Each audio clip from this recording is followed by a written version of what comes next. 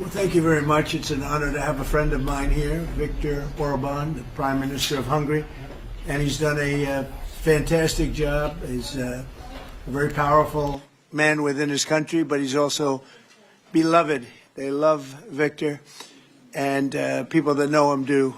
He's run a really great country, and he's got no crime, he's got no problems like some countries do, but probably has a couple of things that I don't know about, maybe that I don't want to know about. But he's a very special person. I've known him for a long time. We're going to be talking trade. We're going to be talking a little bit of Russia, Ukraine. We'll be talking about energy and energy prices. We have energy down to a pretty low point right now in the United States. We're drilling, drill baby drill, we call it. But energy costs are very low. Our general costs are very low. And I just saw that Walmart came out with a statement last night. They've done it for many years, that Thanksgiving this year will cost 25% less than Thanksgiving last year under Sleepy Joe Biden. So that's a big difference. That's a big difference. 25% less Thanksgiving. And I think that's a very good chart. They include everything that you need for Thanksgiving. So it's 25% less this year than it was last year. And that's true. That's emblematic of the rest of prices. Energy prices are way down from what they were last year. Inflation is almost non-existent. We have inflation down to a very low number, whereas Biden, as you know, is the worst inflation in the history of our country. So we're doing very well. We have a shutdown, as you probably know, because the Democrats have gone, they're crazy. They're crazy. But they don't care if they hurt the country. But we've approved it 14 times. We've approved opening up 14 times, and they keep rejecting it. And I guess maybe they will again. Let's see what happens. They want to have a lot of bad things happen, bad things for our country. We're not going to give $1.5 trillion to people that came into our country illegally. We're not going to do it. To people who came from prisons, they came from mental institutions, drug dealers. They want to give them medical care. $1.5 trillion. And we're not going to do other things that they're requesting also. So I just want to welcome this really good person. I know him very well. He's a good person, and he's a great leader, and he's loved in his country. And Viktor, would you like to say a few words? Thank you very much, President. Thank you. First of all, may I say that thank you very much for the invitation.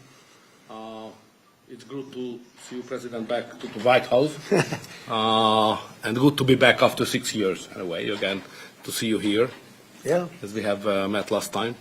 The reason why we are here to open a new chapter between the bilateral relation of the United States and Hungary, basically because during the Democrat administration, everything was ruined. So after your leaving president, everything was basically blocked, ruined, cancelled, a lot of harm done by the previous administration. In the last 10 months, President, what you have done, we are very much grateful for that.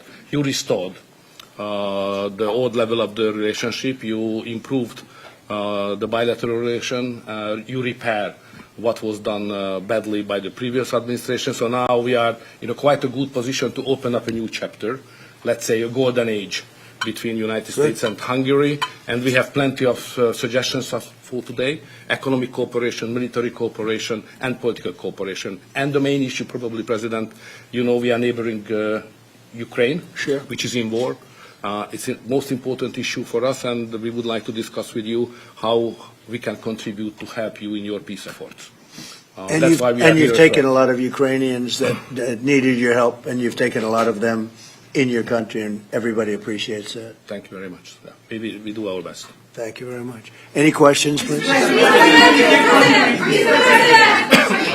ahead. Thank you, Mr. President.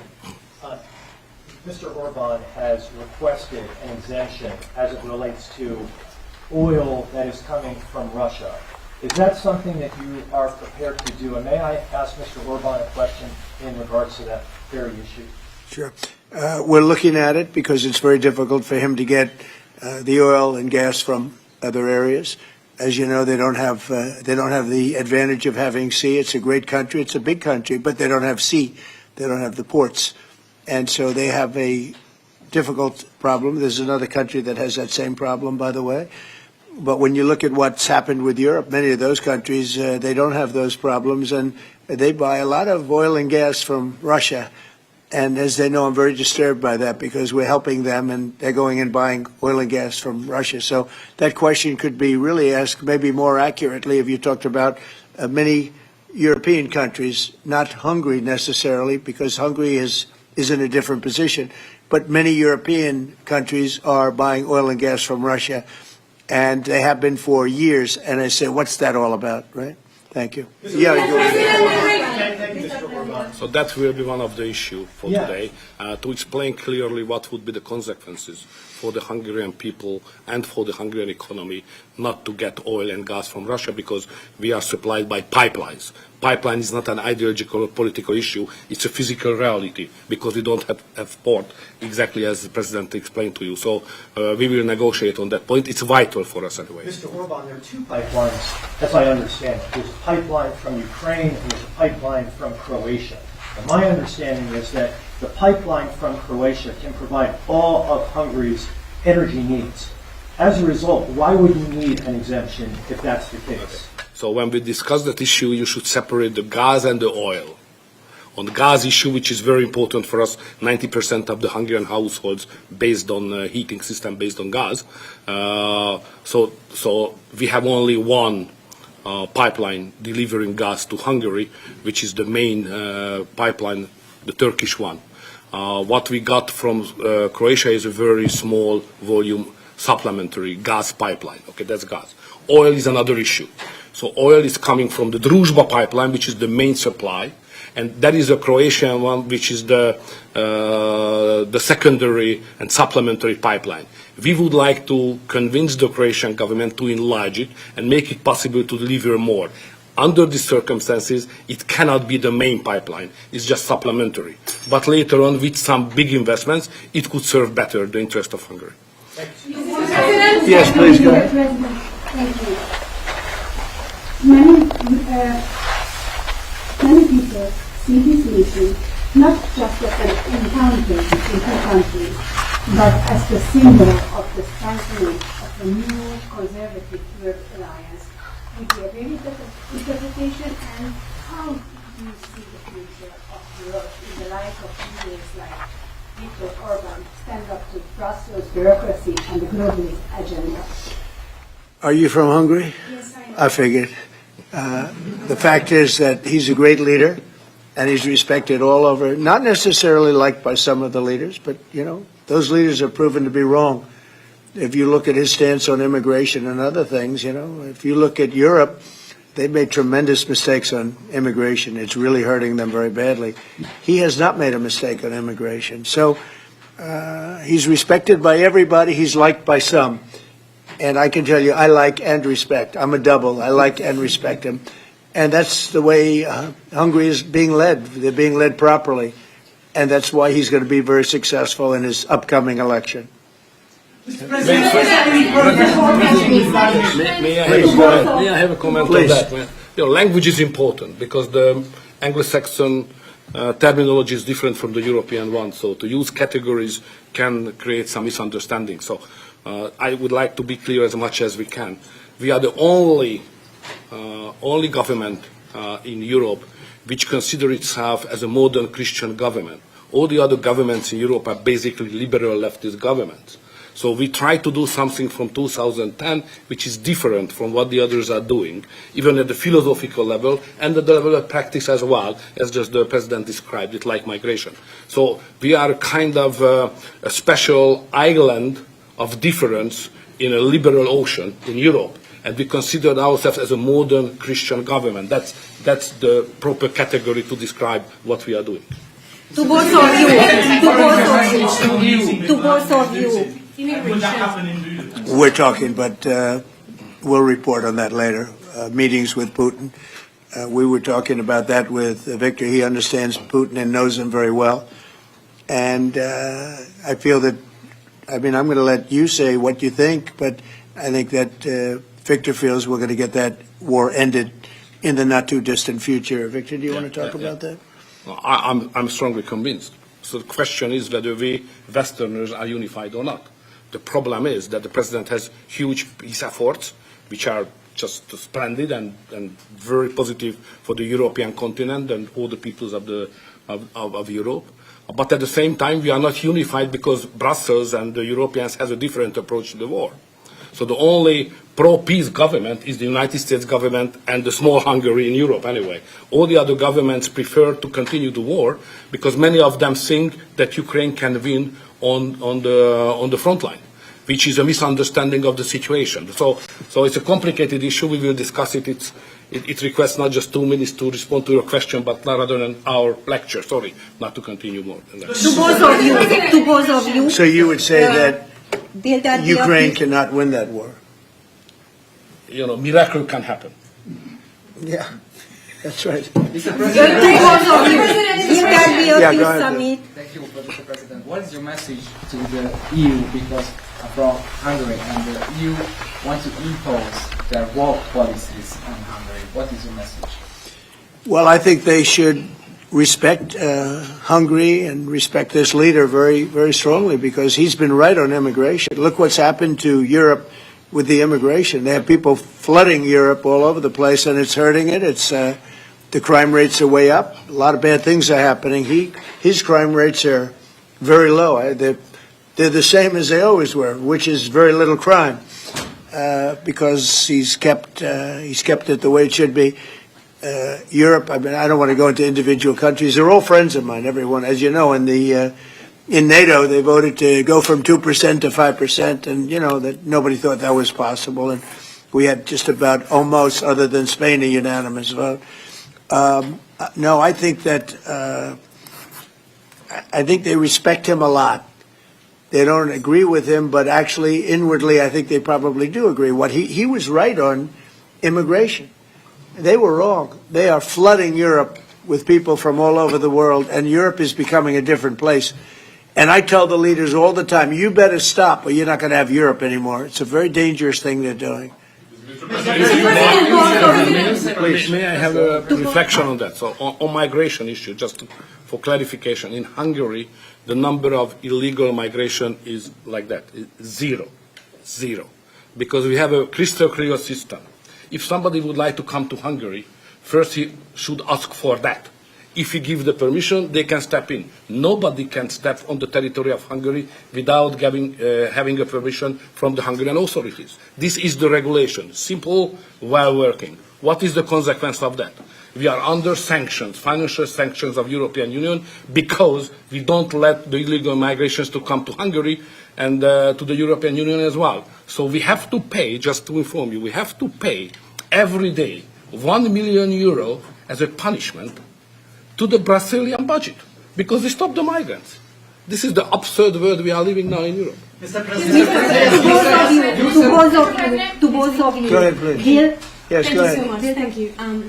I'd like to ask what do you think, what do you believe after this meeting? Can you have maybe, or the European Union will have another opinion about, just because of this penalty, another opinion about Hungary because of the immigration and because of this kind of politics, which is not that strictly as the European Union directs. What do you believe? Yeah, where are you from? I'm from Hungary. Okay.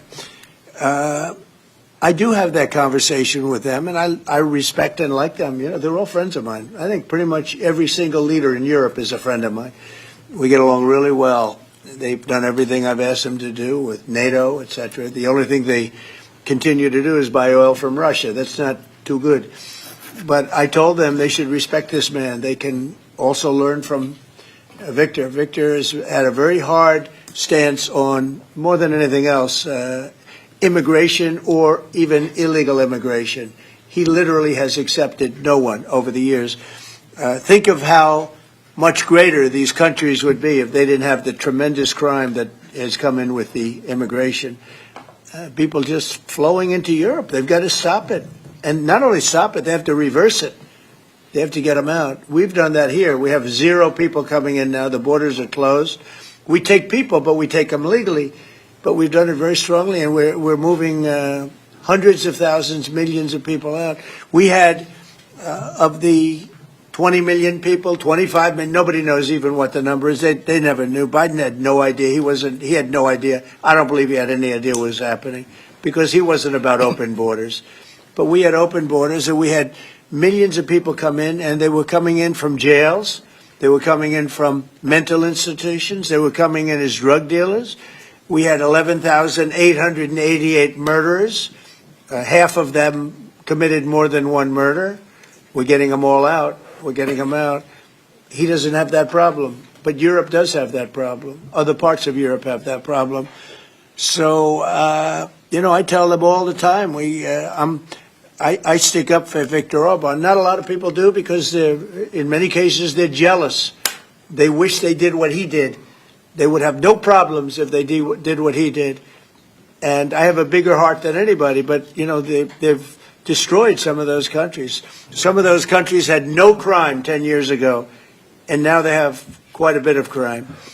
And I would say that I don't know anything about your crime levels, but I would imagine they're very low. Down. Huh? They're very Not down. too high, right? No, it's very down. One of the best in Europe. I had a feeling.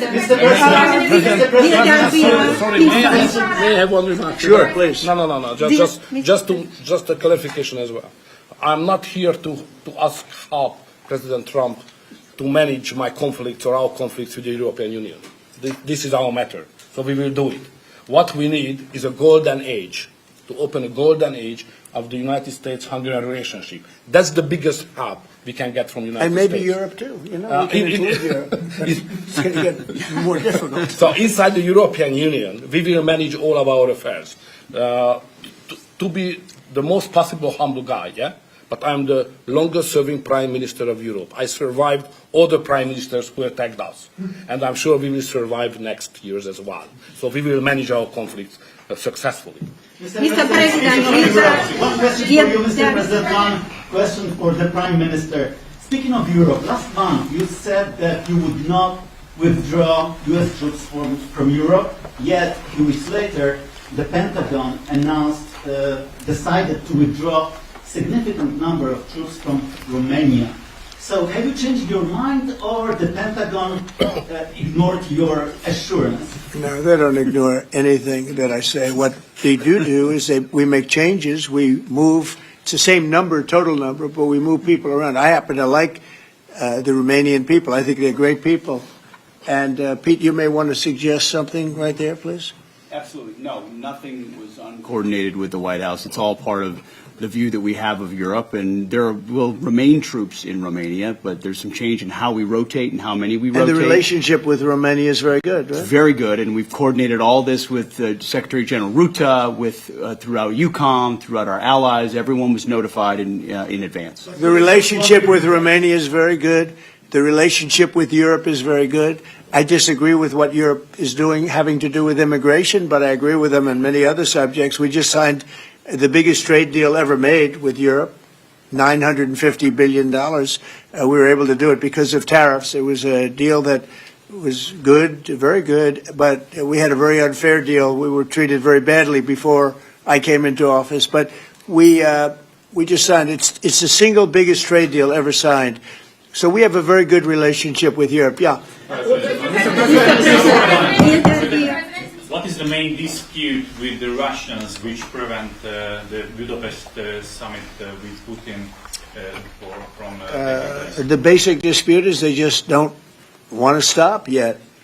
And I think they will. I think it's taken a big toll on Russia, a big toll on both countries, obviously, but it's taken a big toll. They're losing 7,000 soldiers a week. That's a big toll. And between the two of them, divided, with Russia losing more soldiers, actually. But they're both losing a lot of people. And that's the primary thing that, with me, it's not economic, it's not money. In fact, we don't spend any money. We send it to NATO. They pay us for our missiles and for our military and everything else. It's not a question of money. It was with Biden. He spent $350 billion. He got nothing for it. The war would have never happened. If I were president, the war would have never happened. I think you would agree with that. This war would never have happened if I were president. It's stupid that it happened. But it did happen. I inherited the war, and I think we're going to get it ended. Not too distant future. Yes, please. So no question that if that time the name of the United States president would have been Donald Trump, there would be no war between Ukraine and Russia. That's clear. But what we are speaking about here is more than that, because without the pressure coming from the United States government, I'm speaking 2022, the Europeans would not take that hard line what they have today on the war. Remember that big countries of Europe rejected to be involved more than just sending some, humanitarian issues. So the pressure coming from the United States to be more pro-war in Europe. So that's the fact of the history anyway. So we have to restore something which was ruined and created from here, and that's the reason why I understand absolutely the devotion of the president now to do everything to stop the war, because that would be not that deep without the previous government pressure from here. So the reason why I'm here to be as much as helpful I can to contribute to the peace efforts of the president, because that was an enormous mistake what we have done, the Western world several years ago, and we have to stop it, and it's common responsibility. Biden actually pushed for that war to happen. Okay, if you can believe it. Nobody can believe it, but it's one of those things. And now look what happened. Look what's happened to Ukraine. It's a much smaller country. A lot of people are dead. You take a look at it's a whole different world over there, and Russia has not been helped very much by that war either. They lost a tremendous number of soldiers and people. Look, that war should have been a 1 week war. I don't know why it's taken. This is 4 years. Should have been 1 week. Should have been over with, but it would have never started. Should have never started. And I would have solved the problem without giving up anything. Ukraine would have remained as is. So there were tremendous mistakes long before I got there. I inherited that mess, and we're getting it solved, along with the 8 wars that we've already ended. Mr. Orbán. Mr. President, What is America's interest cultivating better relations with the EU leader or not? I think I can do both. There's no reason why I can't. I get along well with the European nations. We are still a member of the European Union, so it's easy. Yeah, and by the way, he's a member in good standing, I guess, although they penalize him every once in a while. But he's a member in good standing with the European Union, so he's a member. He's a part of it. But I get along great with him. I get along very well with them. I agree with him on immigration much more than I agree with them. But I agree with a lot of the things in Europe he also agrees with. But he had a difference, I would say, primarily on immigration more than anything else. And I happen to think he was right, because their whole fabric has changed. You go to some of the countries, they're unrecognizable now because of what they've done. And Hungary is very recognizable. Yes, ma'am. Mr. President. Yes, Mr. President. Will there be a peace summit in Budapest still this year? What do you think? You mean a meeting with President Putin? Yes. You mean in Hungary? Well, I'd like to keep it in Hungary, in Budapest. That meeting, it turned out I didn't want to do that meeting because I didn't think anything was going to be happening of significance. But if we have it, I'd like to do it in Budapest. Yeah, it'd be good. Mr. President, you said many times to support Viktor Orbán. Why is it important to win the next election, for example, for the United States, Hungary, and also Europe? Why is it important? Well, I don't know his opponent. I don't know if he has an opponent yet. At some point he will, I guess. We always have opponents, always. right? Not much of an opponent. But I'll be supportive of him. He's done a fantastic job. We've had a great relationship. The United States, look, we had a country that had no leader. It had an auto pen, illegal auto pen, totally illegal. And that's coming out stronger and stronger. But we had no leader in the United States. Hungary, as an example, had no relationship with the United States, even though we do, billions of dollars in trade with Hungary. Hungary's a big country economically. We do, billions of dollars in trade with Hungary. Why would they give that up? And they gave up so much else. Look, they gave up everything. This country was poorly run. I think if I didn't win the election, we might not have a country, if you want to know the truth. Not a recognizable country. But our relationship was immediately good as soon as I won the election, because Viktor's one of the people that's highly respected, and we had a great relationship with Hungary. We do again. That was an easy one. Yeah. Do you and Prime Minister Orbán agree on ways to put pressure on President Putin to come to the negotiating table to end the war in Ukraine? I think we agree that the war is going to end. Sometimes people have to fight it out a little bit longer, but I think we agree that the war is going to end in the not-too-distant future. You want to talk about that, Viktor? I have some ideas, and I will I will present it to the President, how to stop it. Mr. Prime Minister, Mr. President, since you brought up the Walmart Thanksgiving meal, Yeah. and it is cheaper, but it also contains less. As a portability, Well, I haven't heard that. You're telling me. Who are you with? Who are you with? I'm with NBC News, sir. Fake news. NBC. You're fake news. What a NBC's gone down the tubes along with most of the rest of them. If I ask, why do you think there's such a disconnect between the economy that you're describing day to day and the way many Americans say they are feeling and they're concerned about? Well, they feel better about our country right now, other than the shutdown, obviously, which is caused by the Democrats, could be ended by the Democrats in 2 minutes. They feel much better. We have more jobs. We just set a record on jobs. You do know that. We have more investment in our country than any country in history. We're over $18 trillion as of this moment, and we're going to be maybe at 20 or 21 trillion by the time I finish up my first year. And there's been no country, China, no country in the world that's done anywhere even close to that number. Your friend Biden, as an example, in 4 years was less than $1 trillion. We'll be at 21 trillion in 1 year. So there's no country that was even close to that, and our country was a laughing stock all over the world. We have more jobs, we have more potential than any other country, and frankly, we're the hottest country right now. Victor said to me before, we're the hottest country anywhere in the world. Think of it. We'll have $21 trillion invested. We have auto plants pouring back in. We have AI pouring back in. We're leading China in AI by a lot. We're leading everybody in every category. There's no category that we're in second place.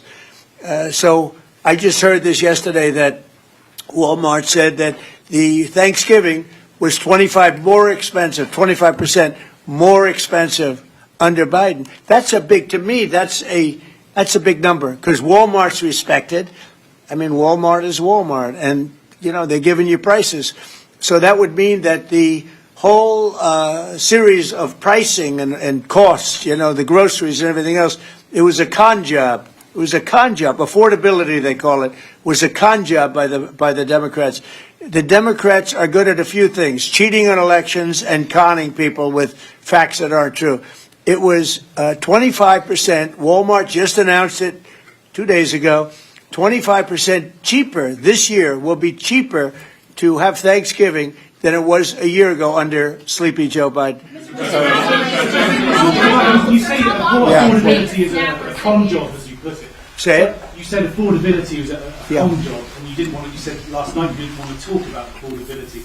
I talk about it. When did I not want to talk about it? I talk about it all the time. We are much better than Biden and all of them. Now, just so you understand, do you remember that the Biden administration had the highest inflation in 48 years, but most people say ever recorded? Do you remember that?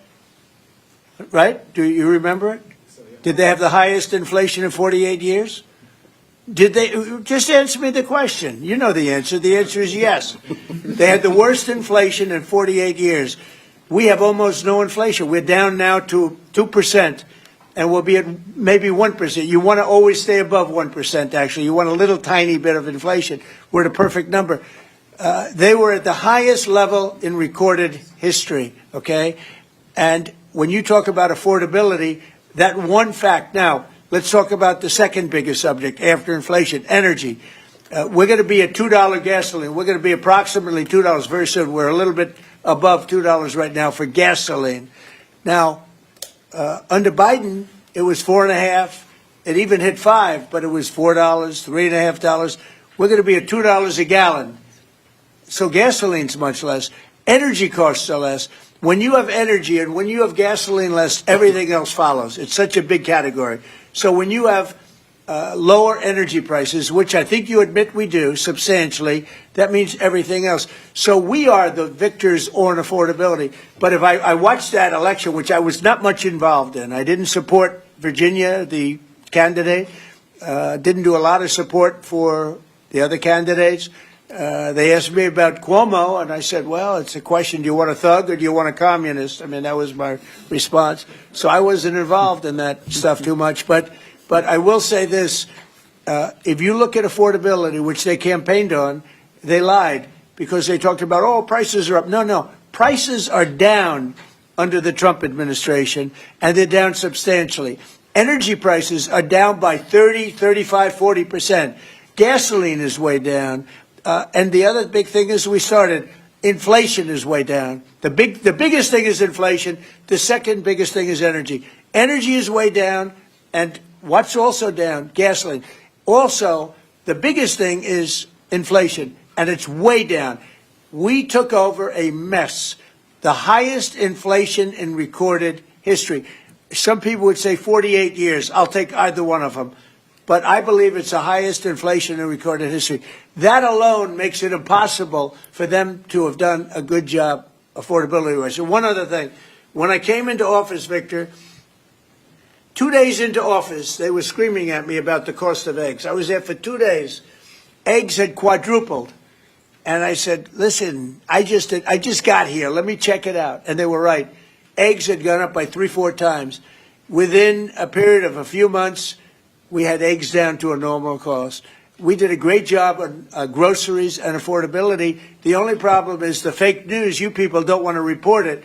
And, in fact, I'd like to ask Caroline. Where's Caroline? I'd like to ask Caroline a question. Where is she? Did she? Uh-oh. She deserted us. She deserted me. Our great Caroline superstar deserted me. Anyway, she's right outside. She was going to talk about, because the fake news yesterday, they talked about that. They said, I don't want to talk about affordability. The reason I don't want to talk about affordability is because everybody knows that it's far less expensive under Trump than it was under Sleepy Joe Biden. And the prices are way down. Caroline? Yes, sir. Could you discuss that question that was asked, and how it was asked in such a fake, disgusting manner by the fake news? Yeah, and I just saw it asked again here, and it's very unfortunate that the reporters in this room refused to address, sir, what you just said, which is that you inherited the worst inflation crisis in modern American history, and you are fixing it in 10 short months. And your entire administration has been tasked with this effort, from Treasury Department to Agriculture Department to the National Economic Council right here at the White House. They are slashing regulation. He signed the largest middle-class tax cut in 6 months. In 6 months, in record time, putting more money back into people's pockets. So affordability is what the American people elected this president to do, and he is doing it, and you guys refuse to cover it, and you refuse to cover that the previous administration created the worst unaffordability crisis in American history. And I've been watching the TV all day saying that he doesn't want to talk about affordability. That's what he's working on every day. And that's what I'm talking about right now. But you know why they refuse to cover it? Can I get because they're her for fake someone? news. That's why. Go ahead. Can I get her someone? Sure. Caroline, the Prime Minister would like you to work for him in Hungary. Please consider. You know what? That's a very good decision you just made. Please don't leave us, Caroline. Yeah, please. You spoke to Republican senators. They do not seem interested right now in getting rid of this filibuster. That's too bad. They're making a big mistake. That's right. No, but they're coming my way. You're right. Wait a minute. The way to do it for the Republicans is to terminate the filibuster. They call it the nuclear option. This is the second form of nuclear. Very good. Very good. This is a good form. This is not a bad form. I would have been in favor of that a long time ago. But you know the Democrats are going to do that. And most of you will admit the Democrats are going to do that. So why aren't we doing it? And I think only a foolish person would be against that, especially when you realize that these are crazed people. These people are absolutely crazed, Trump derangement syndrome, whatever it may be. And I am totally in favor of terminating the filibuster. And we would be back to work within 10 minutes after that vote took place, and lots of other good things would happen. And it doesn't make any sense that a Republican would not want to do that. If they're not going to do that, then it seems like you'd have to make a deal with Democrats to end the shutdown. Here's some of the things that we'd pass if we terminated the filibuster. Voter ID, no mail-in voting, no cash bail, no men and women's sports, no welfare for illegals. You could go on and on. This is 2 pages of things we'd do if you did that. Without it, I don't know that you passed anything, because you can't deal with them. They're really irrational. They really are. But I was happy to see that a tremendous liability to this country, a woman that made herself rich in this country, Nancy Pelosi, has quit. and she'll be out of here pretty soon. And that I consider that to be a great asset for America, getting her out. Yeah, please go. Are you really going to deal with Democrats? You're not interested in the I don't know. We'll see what they have. I mean, we'll see. But they're very destructive for the country. NBC, fake news. I'm not taking you. Go ahead. Are you worried about it backfiring in the future on Republicans? Should they get rid of the filibuster and then down the road Democrats? Well, normally I would say, well, a little bit, but the reason that I'm not is because if they ever took over power, they'll do it. Look, Joe Manchin and Sinema are two people that are no longer in politics because of this issue. They were opposed to what the Democrats wanted to do. They wanted to terminate the filibuster. They were opposed to it. They're no longer in politics. They're gone. The Democrats will do this. So if the Democrats are going to do it, I'm saying Republicans should do it before they get a chance. It's very simple. And if we do it, we will never lose the midterms and we will never lose the general election because we will have produced so many different things for our people, for the country, that it would be impossible to lose an election. Are you worried about an AI bubble? No, I love AI. I think it's going to be very helpful. So many things are happening with it. And in addition to which, we're leading China, we're leading the world in AI. We're building massive electric plants that the companies themselves are building for their plant. I've given them the right because we need so much electricity for that. Just the word is electricity, believe it or not. Double the electricity that we currently have in the country for just the AI plants. And I've allowed those companies to rebuild and build electric plants along with their facility. We're getting approvals done in less than a month, sometimes in 2 weeks, for massive, beautiful, massive buildings. And no, I'm totally in favor of it. I think it's really going to be the wave of the future, and we're leading the world. We're leading everybody by a lot. How long do you think the shutdown will last? Mr. Orbán, President, how long do you think the shutdown will last? I don't know. It's up to the Democrats. The Republicans have voted 14 times to open up the country, and the Democrats have voted 14 times to hurt the country, really. They should approve it, but they might not. That's why I like the fact that we terminate the filibuster. If we terminate the filibuster, the country will be open within 10 minutes after that termination because we'll take a second vote, which is the opening of the country, and the Republicans will vote to open the country. That's one of the reasons, not the major reason, by the way. I think it's less important than the other things that we get. But if we terminate the filibuster, the second vote that we will take will be to open up the country. It'll take 10 minutes, and the country will be open. Is there any room for bipartisanship? Because it seems like that's the main purpose of the filibuster, is to create some sort of compromise. So Well, it didn't work, obviously. So You're right. That was the purpose of the filibuster, bipartisanship, but that didn't work. So are you saying the next 3 years in Washington there shouldn't be? Well, no. If the filibuster is terminated, we will have the most productive 3 years in the history of our country. If the filibuster is not terminated, then we will be in a slog with the Democrats, and very little for either party will be done. So it's a good thing. Thank you very much, everybody. Thank you very much.